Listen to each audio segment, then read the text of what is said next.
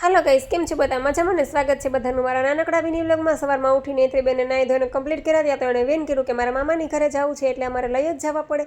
અમે એને મામાની ઘરે લઈ જતા હતા. તે રસ્તામાં શ્રાવણ મહિનો છે તો શંકર ભગવાનનું મંદિર એવું. મેં નેત્રીને કીધું હાલને થોડુંક પુણ્યનું ભાથું આપણે બાંધી લઈએ.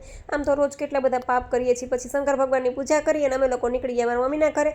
તો સાતમની તૈયારી થઈ ગઈ હતી. મારા મમ્મીએ સીધી મને તાવડે શક્કરપારા બનાવવા વળગાવી દીધી. મને તો કંઈ આવડતું નથી, પણ મેં કીધું લાવ ખાલી તરી દઉં. એટલી વારમાં નેત્રીબેને ટેન્ટ હાઉસ લઈ આવ્યા અને ટેન્ટ હાઉસની પથારી ફેરવી નાખી, ટેન્ટ હાઉસ ફાડી નાખ્યું. અને હું આ બધું ચૂલે બેઠી બેઠી શાંતિથી જોઉં છું. મારા મમ્મી કે તું નોકરી મોબાઈલમાં વિડીયો જ બનાવજે, તારી છોકરીનું ધ્યાન રાખતી નથી. કાંઈ નહીં, મમ્મી ખીજાણા ને તો મેં આકાનેથી સાંભળીને આકાને કાઢી નાખ્યું. પછી અમે લોકો નીકળી ગયા મારા ઘેર જવા માટે. હાંજના સમયે તો રોંઢાનો અને સરસ મજાનો તડકો નીકળો તો એટલે અમે લોકો મેળાનું ગ્રાઉન્ડ આડ્યું. તો નેત્રી કે હાલો મને ચક્કર મરાવો, એટલે અમે બધો આ નજારો જોવા ગયા. તો હજી તો ચકડોળને બધું ગોઠવાઈ ગયું હતું. પછી સાંજે ઘરે આવ્યા. સાંજે ઘરે આવીને મેં કાંઈ રસોઈ કરી નહોતી. 9 વાગી ગયા હતા. નેત્રીન પપ્પા કે આજે શું પ્રોગ્રામ છે? મેં કીધું પીઝા ખાવા લઈ જાઓ.